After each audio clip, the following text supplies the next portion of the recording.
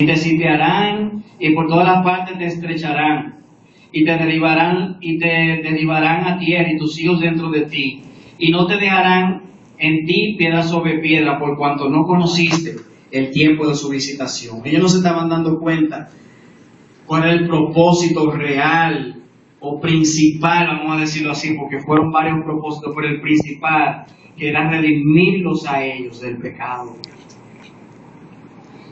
Aquí hay una iglesia, ¿verdad?, que conoce su visitación y que sabe que Él está aquí para fortalecernos, para equiparnos, para confrontarnos, para bendecirnos, para darnos paz, para sanarnos, para recibir fortalezas, pero también para tener presente que tenemos que de lo que recibimos también debemos de dar. Debemos de dar. Ante la enfermedad, Dios traía sanidad. Ante el pecado, Jesús traía perdón. Hay perdón. Yo me recuerdo una anécdota de una amiga que ella decía, es que yo pienso que Dios me odia.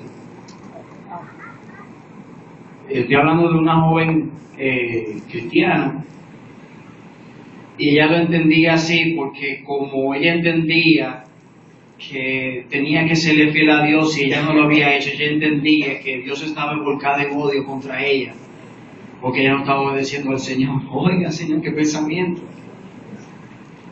Cargar, cuando tiene la verdad, esclavizarse.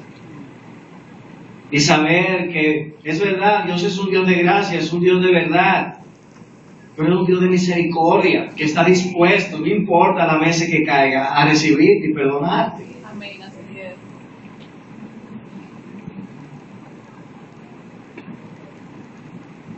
Y Jesús dijo a los principales sacerdotes, a los jefes de la guardia del templo, a los ancianos que habían venido contra él: ¿cómo contra un ladrón habéis venido con esposas y palos?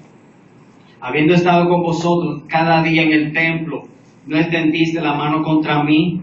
Mas esta es vuestra hora. Y la portada latina. A mí me llama la atención, ¿verdad?, el que Jesús pudiera estar en medio de las tinieblas y poder en medio de esa sociedad y en medio de esa circunstancia y en medio de esa calamidad poder enseñarnos a nosotros que hay una esperanza, que hay vida eterna, que hay perdón, que hay sanidad, que Él nos limpia, que Él tiene misericordia y que Él nos ha llamado a ser libres para entonces liberar a otros. Amén. Dice la traducción en inglés, el inglés dice: es la hora cuando las tinieblas gobiernan.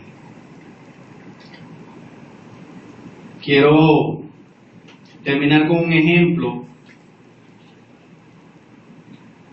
de la Biblia, y si podemos ir a Juan, yo voy a ir mencionando los versículos, y quiero que vean cómo Jesús, ¿verdad?, enfrentó esta situación que se le presentó.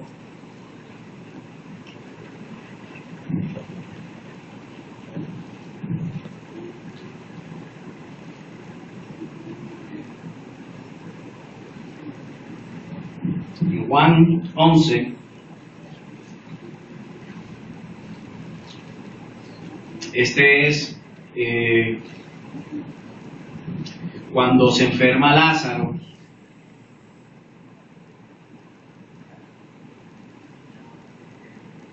Y le mandan a decir, ¿verdad?, que él está enfermo. Se da bien esa historia, ¿verdad? El amigo de Jesús, Lázaro. Y estas dos mujeres son las mujeres del pasaje que Dios nos entregó a principio de año. Una de ellas, perdón, bueno, las dos realmente, que son Marta y María. Que una se sentó a los pies de Jesús cuando él estaba presente, y ahí había otra que estaba afanada con los quehaceres. Y me llama mucho, ¿verdad?, o se puede sacar muchas ilustraciones, ¿verdad?, de esa escena, porque pudiéramos ser como Marta, ¿verdad?, que estaba muy afanada y no darse cuenta que Dios está presente. Como ahorita, que Dios estaba presente. Pero dejamos un arroz lento.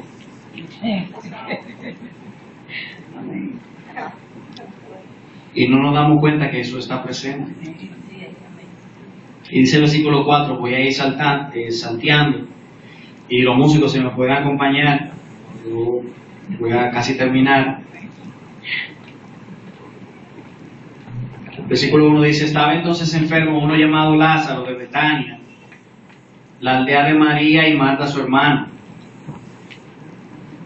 Esta fue la que ungió al Señor con perfume y le jugó los pies con sus cabellos.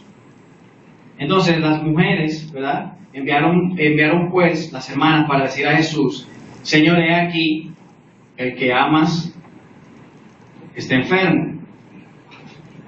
Y dice Jesús, miren cómo Él enfrenta una situación. ¿Sí?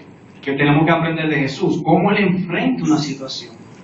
Cuando usted se le presenta una situación, ¿cómo usted va a enfrentar esa situación? Oyéndolo Jesús dijo, esta enfermedad no es para muerte, sino para la gloria de Dios,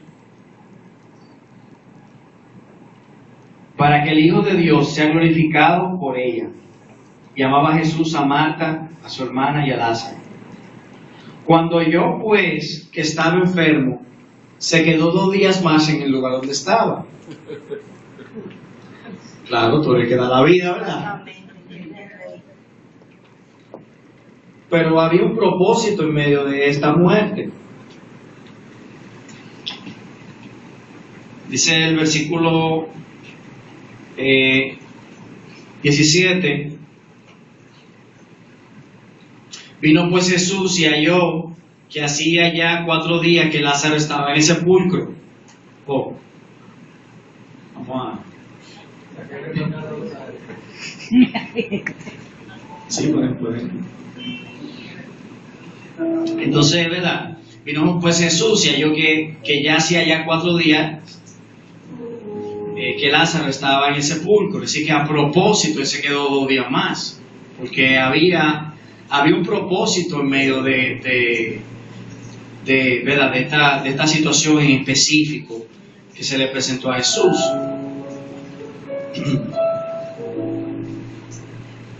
Y Marta dijo a Jesús, se mira como normalmente nosotros reaccionamos, como que Dios estuviera limitado. Si hubieses estado aquí, mi hermano no habría muerto. A diferencia de aquel hombre que le dijo en una ocasión al Señor, solamente di la palabra.